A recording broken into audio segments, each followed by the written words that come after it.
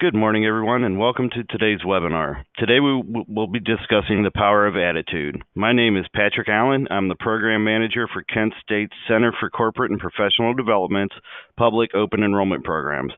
Our center specializes in providing employee development for partnering organizations in Northeast Ohio and around the country. We offer training as public open enrollment programs delivered in Independence, Ohio, and also on-site customized programs delivered at your location. I am joined today by Kent State facilitator Marvin Montgomery. I will be serving as your host, and Marvin will be our presenter for today. For more than 30 years, Marvin has earned widespread national recognition and praise for his informative, practical, and stimulating programs that reflect his basic philosophy. Preparation and practice are the keys to success. Marvin's captivating presentations have assisted hundreds of organizations to meet or exceed their sales goals using his training programs. Many of Marvin's clients have said that getting Marvinized has truly made a difference in their company, and Marvin has become a mandatory part of their company training. Everyone in attendance today has been muted to avoid background noise from any of the over 225 registered participants. We do encourage you to ask questions at any point during the hour. You can submit your questions in writing using the control panel on the right side of your screen. I will present your questions to the presenter as time permits throughout the webinar. There is a handout available to you that summarizes today's presentation. It is located under the Handouts tab on the control panel. We encourage you to download it for you to refer back to later. We are recording today's webinar, and you will receive an email with a link to the recording after we conclude our time together. We're going to start the webinar by asking a question of you, the participants. Please answer if you feel the following statement is true or false.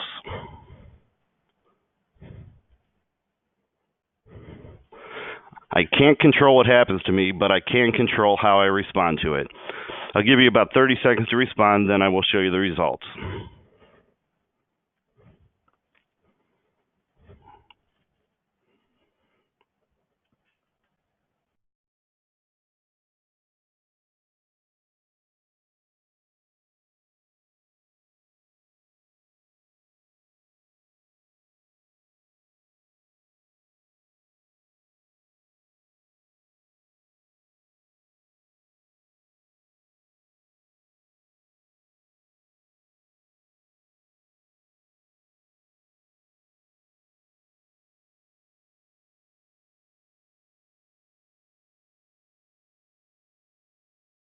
Okay, so those are the results. It's overwhelming, 100% answered true. So now that we have the results, I will turn the webinar over to our presenter, Marvin Montgomery. Good morning, everyone. Wow, I'm looking at the responses. I don't even know if we need to go any further in talking about it. You guys already got this down pat. Hey, thanks for joining me on a Friday morning. We're going to talk about the power of attitude and how we have control over what we think and what we say and how we look at things. I wanted to start off with one of my favorite quotes from Chuck Swindoll, who talks about how it's not what happens to us, it's really how we deal what happens to us. And that first poll question really reflects that statement. I've been carrying that Chuck Swindoll's quote around for quite some times, and it's 10% what happens, but 90% on how I react to it. Some of you may be familiar with Captain Sully, and he's that pilot who landed the plane on the Hudson River, and I'm sure all the people on the plane were very happy that he had that same philosophy. 10% was when the engines failed, but the other 90% he used his thought process and thinking and being able to figure out what to do in the event of that situation, and was able to land a plane on the Hudson River and safely, and actually save everybody because of the way he looks at things. So I'm a firm believer that it's not what happens to you, it's really what happens inside of you when that particular it happens. And I can't can't think of a more severe situation than life and death up in the air, and having a plane now become a glider and trying to figure out what to do with it. So Chuck's really got it right, and it sounds like you all have it right too, that it's not what happens to you, it's what happens inside of you when that particular situation happens. So I'm going to share with you 7 things that you can do to really maintain and sustain that positive attitude, because a lot of times it's easier said than done. We all have certain situations that happen that can really take us to an attitude of negativity if we're not careful. So how do you maintain and sustain that attitude? How do you make sure that particular so to speak, that comes your way doesn't affect your performance? And what I'm talking about today, by the way, it's not just for work, it's for life. I know sometimes we always talk about the person at work had a bad attitude, but the attitude is not just for work. It's a lifestyle that you want to adopt. So, start thinking about what change you'd like to make based on the 7 things that I cover here today that really will have an impact in a very positive way on how you deal with things that happen, not just at work, but also at home. So let's look at number 1. What's the first thing that we can do when situations happen? And one of the things I want to talk about first is manage your stress. Manage your stress. It's something that comes from not being able to make a positive attitude a choice. So if you're not making a positive attitude a choice, that means you're really getting stressed out about the situation that's going on. So how do you manage the stress? How do you make sure that you don't get stressed out about situations that are happening? Well, I learned something a long time ago when I first started my own company in 1990, because I was really worried, worried about income, worried about my family, worried about am I going to be successful? It's worry. And I had a gentleman actually share with me, stop worrying.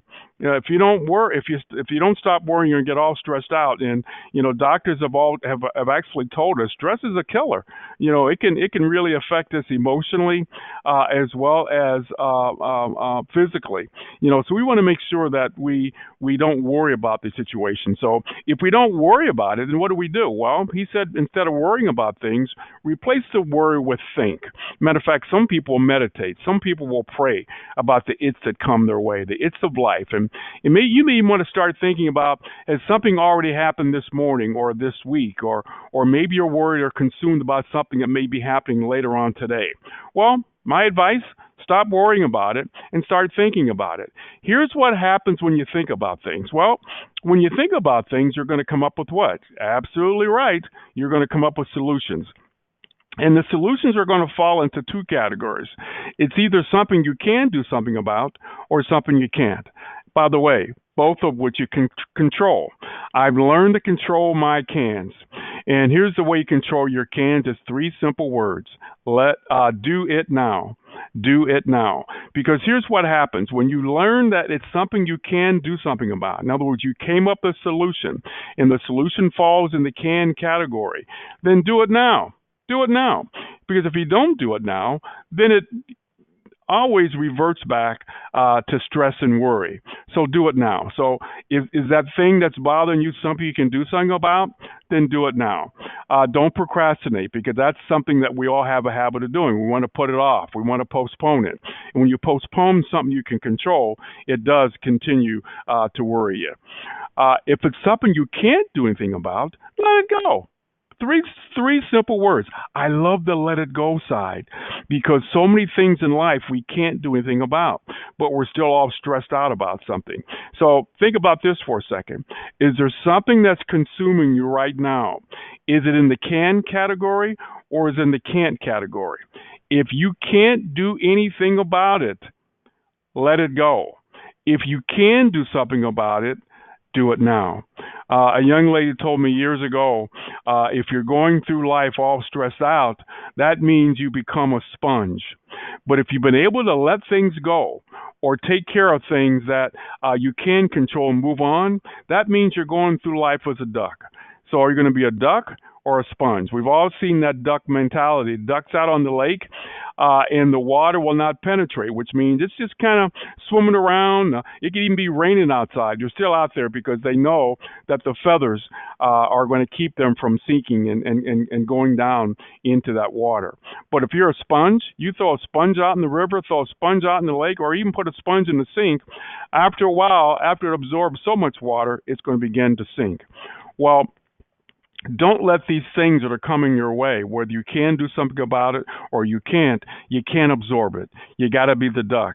You got to let these things go. And what a great formula to do it, to manage the its or manage the stress that comes from just daily comings and going.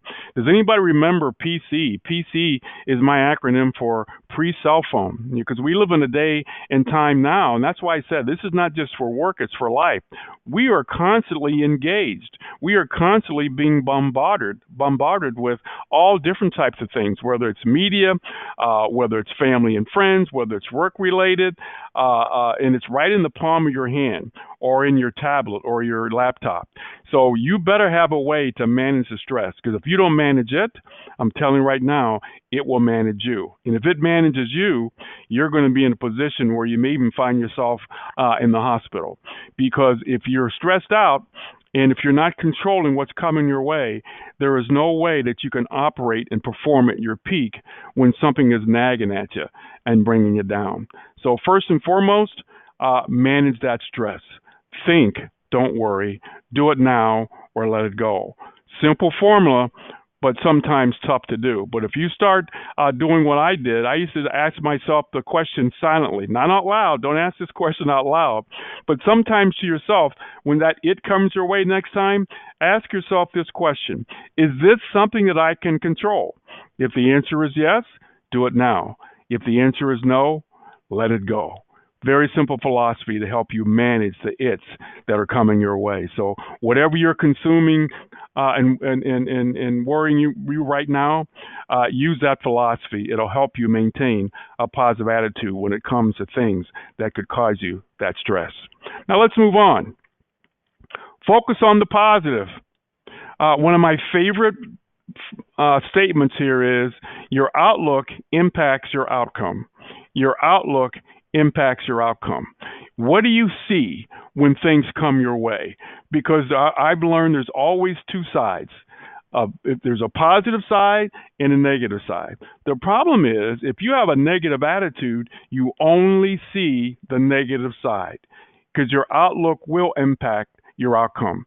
I had my grandkids over to the house last summer, because I told him I was going to take him to the park. And of course, you know what happened. It starts raining. I mean, not just raining, but pouring down rain. So now I'm trying to figure out, what am I going to do with my two grandkids since we can't go to the park since it's raining? Well, they come up to me as I was standing in front of the window and says, "Grandpa, when are we going to the park?" And I said, "Well, guys, can't you look outside? Look, it's raining." But you know what? They're looking at me like, "Well, so are we going to the park?" And I said again, "But it's raining outside."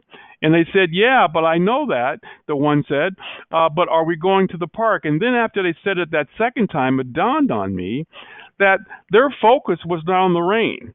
Their focus was, we're going to the park. And it made me think about this second thing that I talk about, focus on the positive. They were focused on the positive. The positive, let's go to the park and have fun. So guess what I did?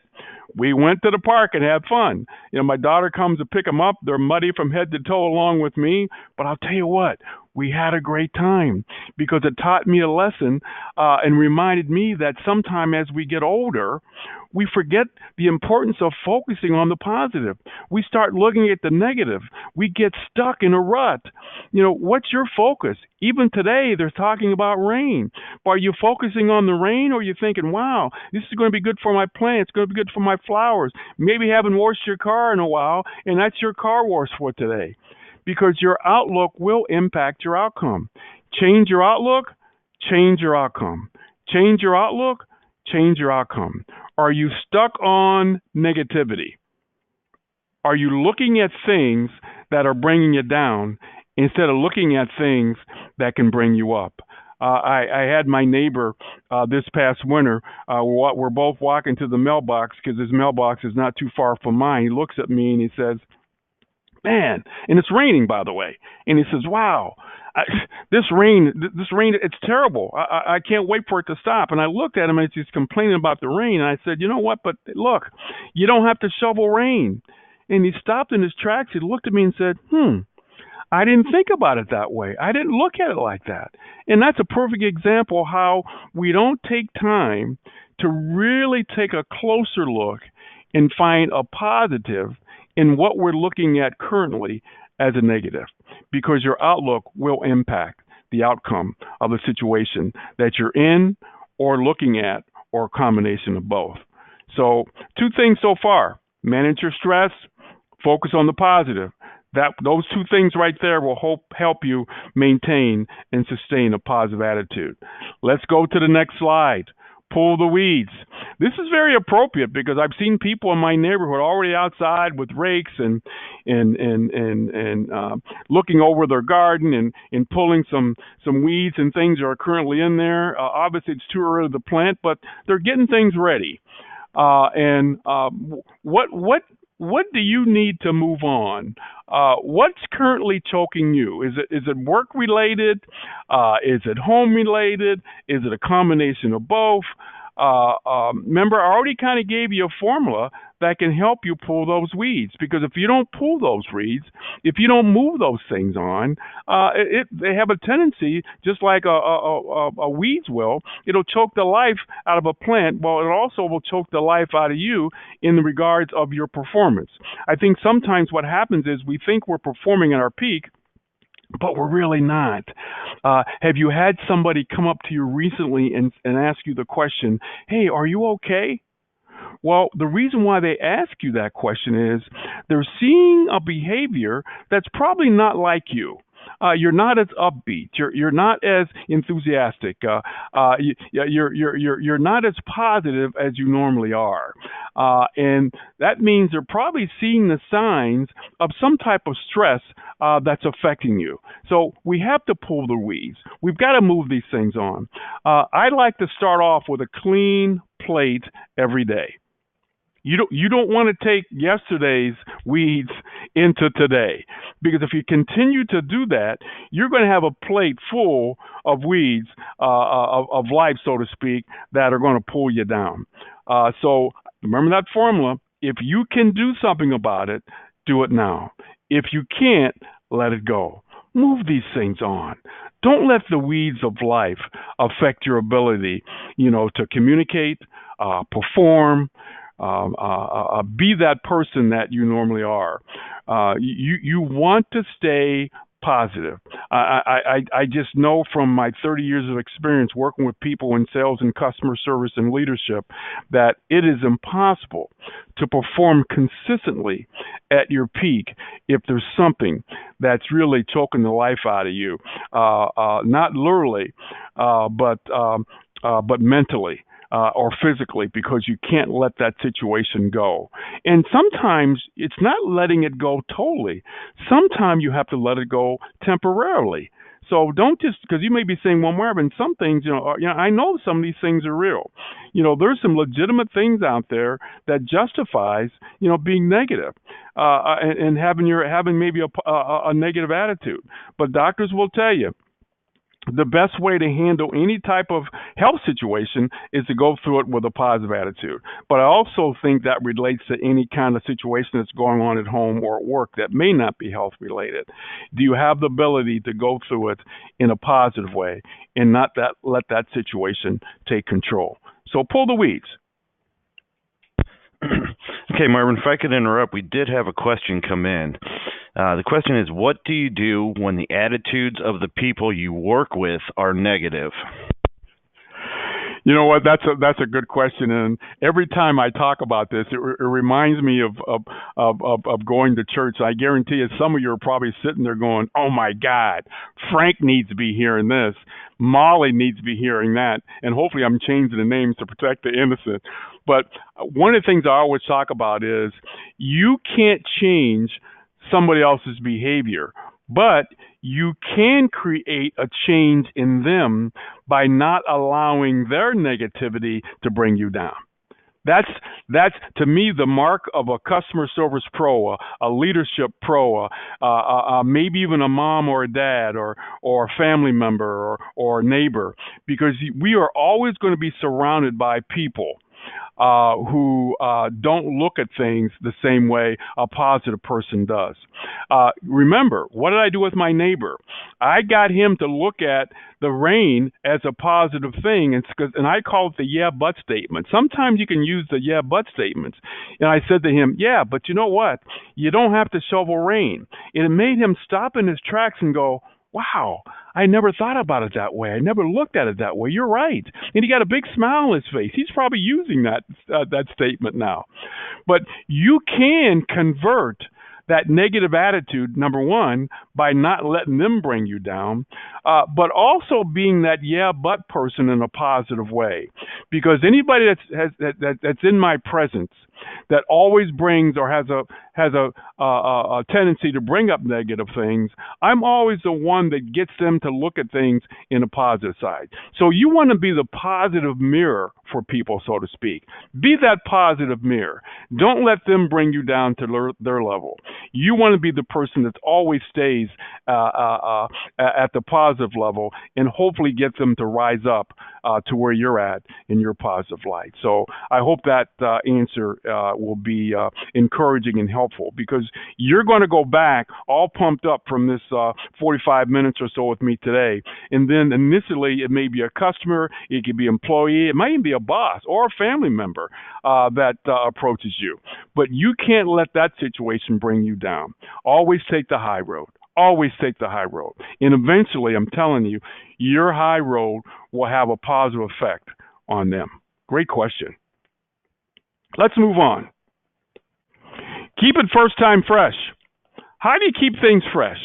How do you keep things not so they don't become stagnant? Because sometimes what happens is your attitude begins to wane. I was at a place of business 2 weeks ago, and I walked up to a lady that was sitting at one of the tables, and I said, "You're new, aren't you?" And she says, "Wow, how do you know I'm new?" I said, "Because you got that glow. It's like someone who just got married. You know, they got that first time fresh glow. It's all new. It's all exciting. I got a job. My parents are happy. I'm happy. My husband's. I mean, everybody's happy because it's all new and fresh to me. Well, here's the challenge. How do I keep my attitude first time fresh? How do I keep things just like it was when I first started with the company, when I first started in this situation? And that's the challenge sometimes. So, because I always ask the questions, I always make the statement sometimes. The good news is some of you have been doing your job for a long time. The bad news is some of you have been doing your job for a long time. I could also say the statement, some of you have been married for a long time. Congratulations. And I could go on to say, some of you have been married for a long time. You know, I can tell because, you know, you're not keeping it first time fresh. You know, my wife taught me something years ago about how to keep something fresh. And I kept watching her every few months move the furniture around in our small living room. And I said, finally, I said, "Honey, how come you're moving the furniture around?" She says, "Well, because my mom used to do it and her mom used to do it." And I said, "Well, okay, why do they do it?" And she said, "Well, changing the pattern, changing the furniture, what changes the pattern of how you walk into this room. And when you change the pattern of how you walk into this room, it saves the wear and tear on the carpet." And I went, wow, I never thought about that. So one of the things I learned over the years is if you want to keep things first time fresh, if you want to keep your attitude upbeat and exciting, do you need to make a change? Or I ask the question, what change do you need to make?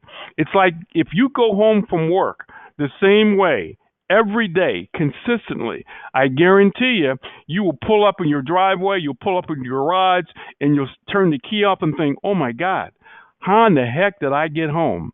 I do not remember any of the drive or half of the drive, or I only recall part of the drive. Change. Now, I'm not saying to you, I don't want to get any feedback on Monday about this webinar where 14 people quit their job.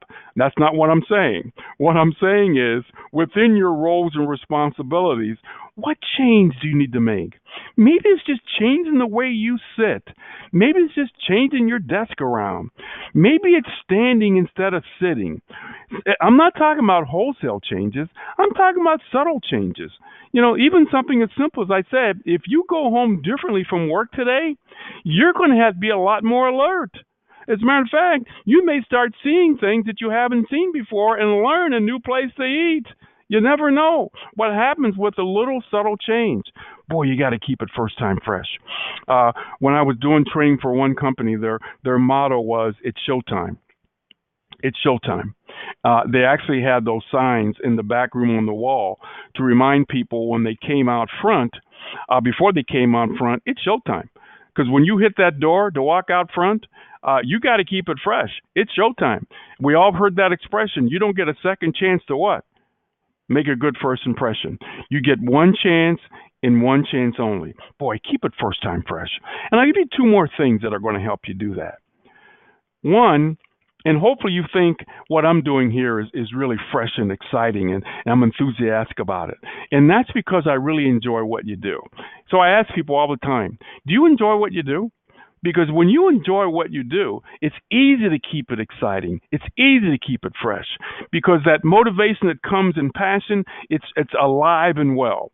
The second thing is you really need to feel that what you're doing is providing value. That's another reason and way to keep it first time fresh.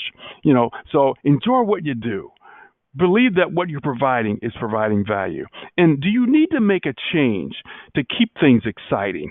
I know for a fact, remember I said how this works at home? You want to keep that relationship fresh? What's the change that you need to make? How are you keeping that situation exciting? You just can't get married, go on a honeymoon, and come back and went, my job is complete. No, your job just started. You got to work at keeping things exciting. You got to work at keeping things enthusiastic. Because if you don't, it very easily and quickly will become stagnant and robotic. Listen to yourself. Videotape yourself. Have you become stagnant and robotic in your approach? Keep it first time fresh. Keep it first time fresh. Remember, it's showtime. There's a company I work with that the receptionist out front, she doesn't have her name on their nameplate. The nameplate says Director of First Impressions. Director of First Impressions. And this is a very well-known company, very big company. She probably greets and acknowledges both on the phone and face-to-face hundreds of people during the course of the day. But she treats everybody like it's the first time. She's definitely keeping her greeting and her approach fresh every time she engages somebody. You want to be that person too. So what change needs to be made on your end to keep things fresh and fresh like you're doing it for the first time? All right, bend don't break.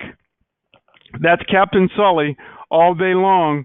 I'm sure he looked at his co-pilot at some point during that moment and said, oh man, oh crap, this is not good, okay? But he didn't stay there. Remember the 10%, 90%? 10% was the engines failed. 90%, he didn't brake. I'm sure he bent, but he didn't brake. And as a result of him not braking, he was able to save the lives of everyone on that plane. You know what? When you brake, here's what happens. You become emotional. And I read some interesting statistics a while back that said 80% of all decisions are made based on emotions. So thank goodness that Captain Sully did not get emotional. Because when you get emotional, someone's going to ask you, what were you thinking when you did that? What were you thinking when you said that? Well, guess what? You weren't thinking. Emotions were driving that decision. Look, I know firsthand how that works at home too. I have 4 daughters, my wife and I, 4 daughters. When they were all dating, they're all married now, but when they all started dating, the first guy that came home, that was supposed to be the one. Remember, they're all emotional. That Mom, Dad, I like this guy. This is the one. I love this guy. I'm thinking, no, you're too emotionally attached. This is not the one. Because Dad and Mom were bringing the 20%. Remember, 20% is logic. 20% is thinking things through. 20% is coming up with the right solution. You don't want to be in that 80% percentile where you're acting and performing based on emotional assumptions. Bend, don't break. Bend, don't break. I do a talk on selfies for success, and I was debating whether to provide you with selfies for success or the power of attitude, because one of the selfies I talk about is self-control. Self-control. Self-control. Nike had the commercial out a while back, and their mantra on that particular campaign was, "You win from within. You win from within." Self control. Self control.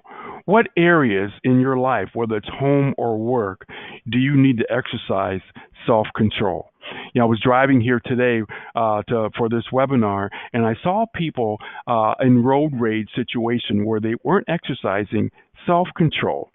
They weren't bending. They had already broken. And when you break, that means your emotions take charge. And when your emotions take charge, you do some crazy things. And road rage is crazy, driving 90 to 100 miles an hour. You're not thinking. You're acting purely on emotions. So, do you find yourself in situations letting your emotions control, or do you have the ability to exercise self control? You win from within. Bend, don't break. Bend, don't break. Okay, thanks, Marvin. At this time, we do want to ask another question of the audience, and that is, you always get what you expect. So we'll give you a little bit of time to answer that, and then we'll get back to you with the poll results.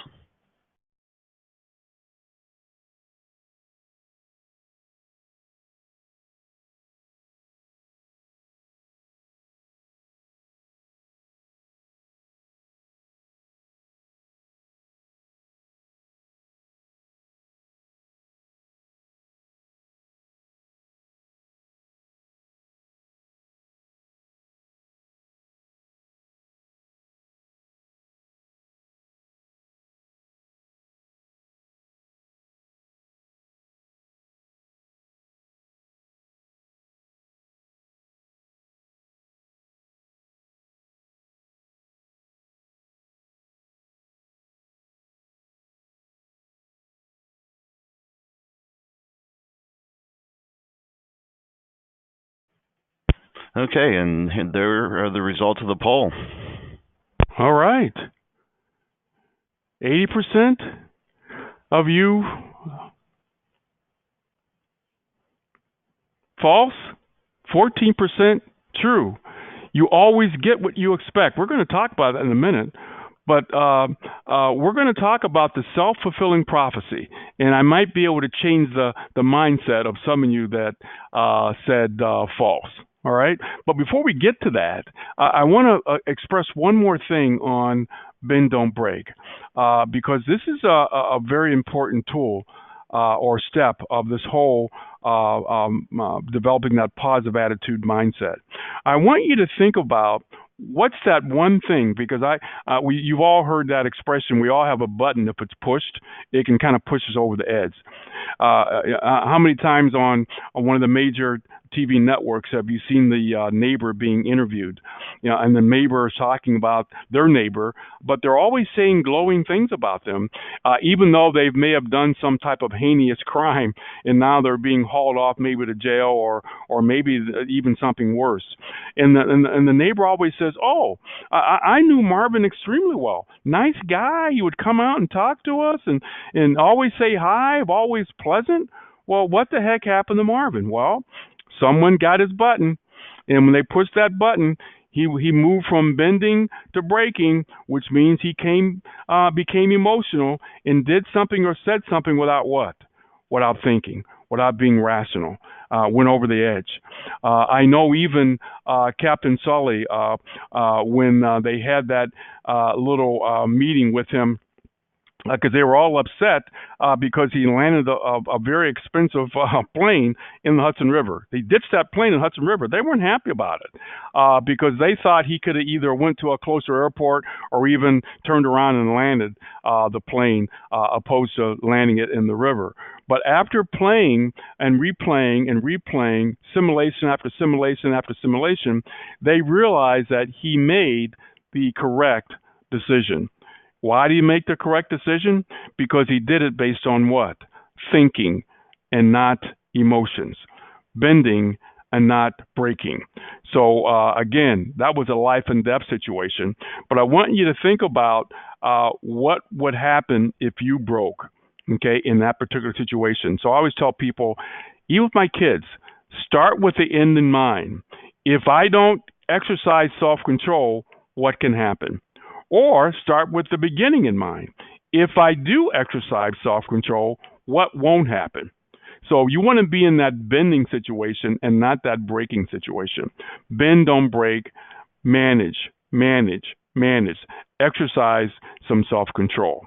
So let's move on to expect the best. And that's what the poll question kind of related to. And I'll share another true story that happened in 2010. I was actually in front of two owners of very large companies almost back to back, a day in between. The first company at the beginning of the year, January 3rd, stood up in front of his employees, probably, I don't know, a couple hundred people in the room, and talked about what a great year 2010 was going to be, and they can really expect wonderful things, profit and increases, and it's just going to be a wonderful year. Actually, they had banners that came down, and that became their motto for 2010. Position to win in 2010. Position to win in 2010. And as I'm watching this leader share the expectations of 2010 and how wonderful things are going to be, boy, you could just see the excitement in all the employees' faces and in anticipation that 2010 is going to be a great year. Well, one day later, I spoke at another company, and the company owner stood up in front of a group again, and but his expectations were a little different. He started off by saying that 2010 was going to be extremely challenging for the company, and that they're hoping that they didn't have to do any layoffs, and if anything else, if we can just remain flat in all areas in 2010, hopefully we can move through this year unscathed. Well, as he's given this gloom and doom message, to his employees, I'm looking at their faces and even hearing some whispers that, oh my God, should I be polishing off my resume? This is not sounding good. We're not even in the first week of 2010, and it sounds like we're going to have a terrible year. Well, I don't think I have to tell you what happened. The company that said, boy, it's going to be a great year, they had high expectations. Well, they had very high results at the beginning of the year because they ended up following both companies. The company whose leader said, you can expect things not to be very good this year, well, not only did they remain flat, they went below flat. So I'm just a firm believer that you do get what you expect. High expectations, high results. Low expectations, low results. So I always ask people, are you the can person or the can't person? When you have that positive attitude, you're the can person. In a realistic way, by the way. I'm not talking about coming up with things that are unrealistic. But if you have high expectations for yourself, if you have high expectations for the people around you, you more than not will have those expectations met. My dad would always say, if you shoot for the moon, even if you miss the moon, you still hit the stars, and then you know what? That's still pretty doggone good. So have you set realistic expectations for yourself for 2019? What are the expectations for the year? All right, let's not even look at the year. What are your expectations for the day? When you got up this morning and got up and got going, what were your expectations? Did you really feel this is going to be a great day? Or did you look at the weather forecast and already go, oh my God, I heard it's supposed to rain today. Winds are going to be around 35, 40 miles an hour. This day is going to suck. Well, if you came up with that gloom and doom forecast on your own based on what you heard, your day's not going to be that great. I also do a talk that's titled "Make Your Own Sunshine." We don't get a lot of sunshine in Northeast Ohio. You got to make it yourself. And that's why I love this, expect the best. If you expect this day to be a great day, I'm telling you it'll be a great day. If you expect that it won't be, then it won't be. Do you know that you can raise the expectations of people around you just by a simple word of encouragement? One of my grandkids just learned how to tie their shoe, but he learned how to tie his shoe because I encouraged him. Because he initially said, matter of fact, not initially said, he brought his shoes to me when it was time to leave and said, Grandpa, can you help me with my shoes? I'm going, oh, you're kidding me, right? No, no, no. I need you to help. And I said, I know you're kidding me. Hey, I'll tell you what. You take one shoe, I'll take the other shoe. And we sat down in the middle of the living room floor. He took one shoe, I took one shoe, and I walked him through the steps of how to tie shoes. Because I wanted him to know that he can do this, not can't. Because remember, he says, I can't tie my shoes. I'm thinking, oh, yes, you can. Oh, it's so easy. I know you can do that. Well, after a couple of lessons with him, he learned how to tie a shoe. And as soon as his mom, my daughter, came to pick him up, he ran to her and says, Mom, guess what I learned today? I learned to tie my shoes. Now, I could have did the complete opposite. When he brought his shoes to me, I'd have said, oh, you don't know how to tie your shoes? I don't know why your mom didn't get you Velcro shoes. It's been a lot easier. All right, sit down. I'll tie your shoes for you. But no, I wanted him to learn how to be the I can person, not the I can't person. Don't go through life expecting things not to be as good as they can be. Expect the best.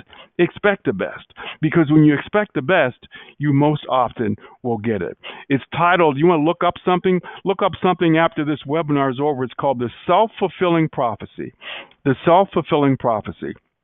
I know a person that's a good friend of mine that every year, every time, a certain time of the year, he wills a sickness on him. He starts off by saying, well, it's getting close to March. Usually around March, I start getting a little sick.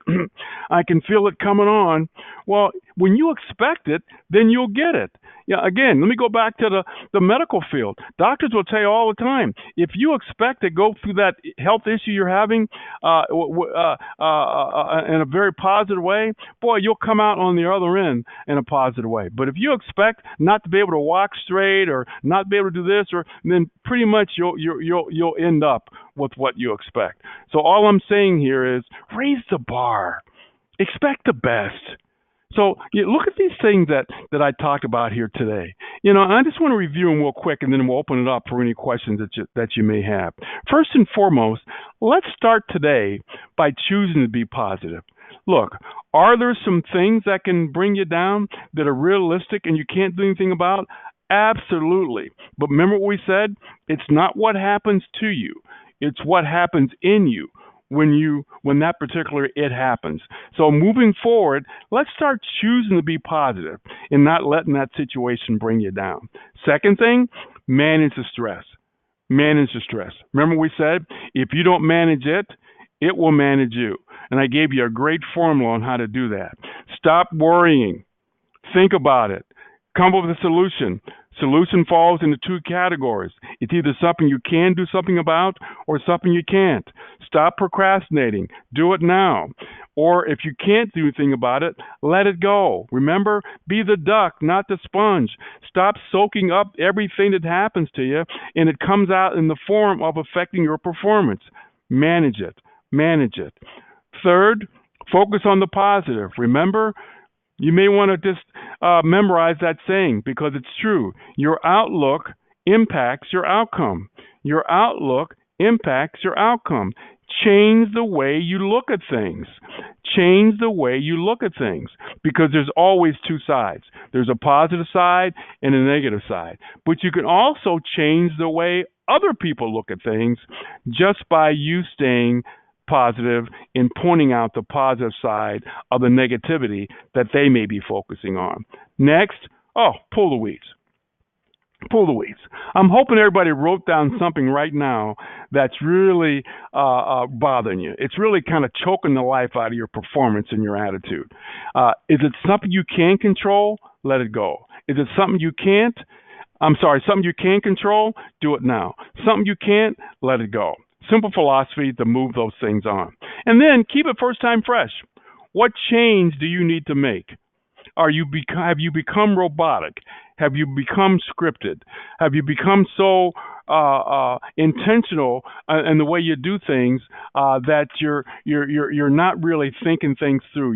You're not creative and conversational in your approach to things like you used to. So change it up. Not wholesale changes, but maybe tweaking something just a little bit that can bring back that patience, passion, and enthusiasm and excitement back to that situation. Number 6, bend, don't break. Okay, remember, don't get emotional. 80% emotions, 20% is logic. You want to be on that logical side.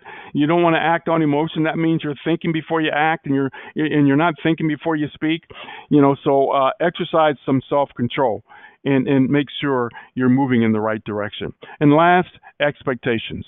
Expect things to go well. I don't know about you all, but I'm expecting to have a good weekend. I'm expecting this day to go well. I expected this webinar to be a good one. I expected to have a nice presence on this webinar to listen to me.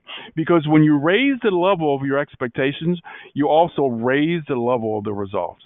So that's my message here today, and I'm sticking to it and opening up to see if anybody has any additional questions about what I've talked about here today. Yes, we do have some questions that came in. The first one is, I am a very positive worker, but some others resent that. How can I deal with it? You know what? That's a great question, and I've got a real live situation that happened recently with my daughter, who graduated from Ohio University, and is now well, she's not teaching now; she's a principal now. But initially, she was teaching second grade, and she came to me and said, "Dad, 2 teachers pulled me aside and said that I was a little too enthusiastic, a little too positive. I need to kind of tone things down a little bit. What should I do, Dad?" Well, what did I tell her? Well, I immediately said to her, ramp it up another notch or 2. Ramp it up another notch or 2. Because remember what I said early on today? You don't want to become them. You've heard that old expression about the crabs in the barrel. Positive people, negative people have a tendency to want to be surrounded by that negativity. They don't want to see you happy. They want to pull you down to their level. So don't let those crabs in the barrel, so to speak, pull you down to their level. Ramp it up a notch. Continue to stay positive. And then you never know. Your positivity, hopefully over time, will have a positive effect on them. Because I actually have seen it happen. Because if you come down to their level, if you succumb to their negativity, now you have a company full of what? Negativity. Because I always say, and it is true, one bad apple can destroy the bunch if you let it. I learned something a couple years ago. If you love bananas, but you still have one banana left, and that banana began to turn brown, but you bought some new bananas, if you take those new bananas that aren't brown and put them with that one brown banana, guess what? Those new bananas that you bought will spoil a lot more quickly than you would if you kept them separate from the banana that was brown. So you don't want to join that person that has that negative attitude. Continue to stay upbeat. Use those 7 things I talked about here today. Remember, bend, don't break. Manage that stress. Don't let those things that people are saying or doing around you affect your attitude. Look, remember, I could have joined in with my neighbor when he said when he started complaining about the rain. I could have joined right in and went, "Yeah, it's raining. Yeah, no, you're right." Don't join in. Don't become a part of it. Continue to stay as positive as you are, and even ramp it up some more, like I told my daughter. Okay. Next question. How can you change the attitude of your boss or their boss? Well, I'm feeling a theme here. and hopefully the way I answered that last question is going to be helpful.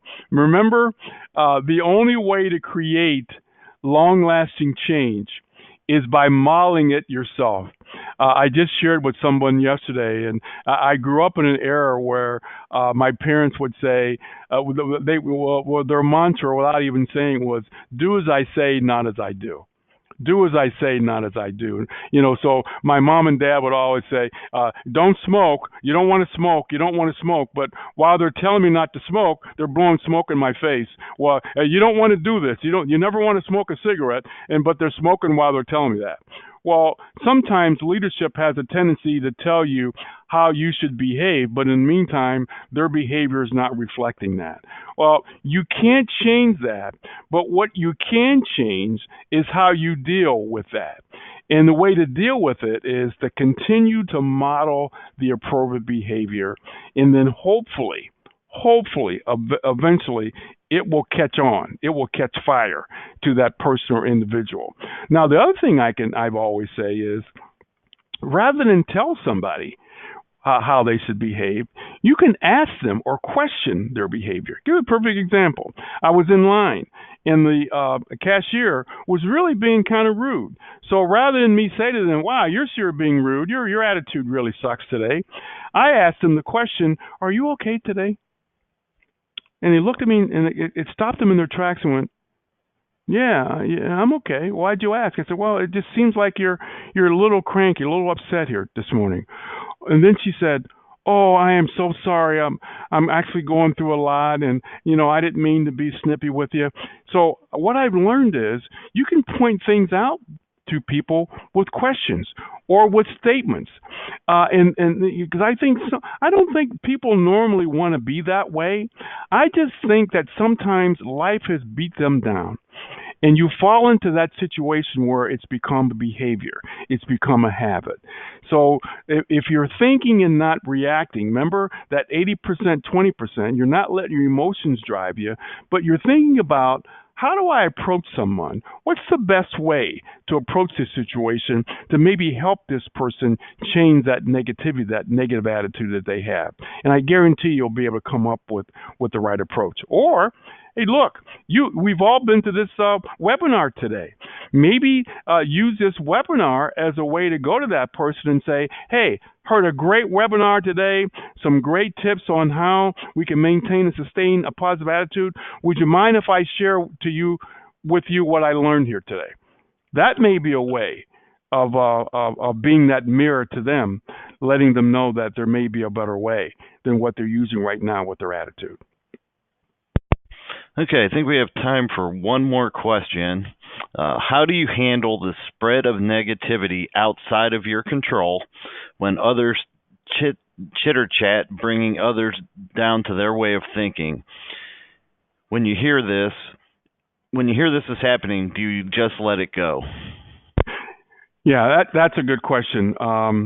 Remember, one of the things I talked about is you're always going to be surrounded by negativity, and that question reminds me of the bend don't break philosophy.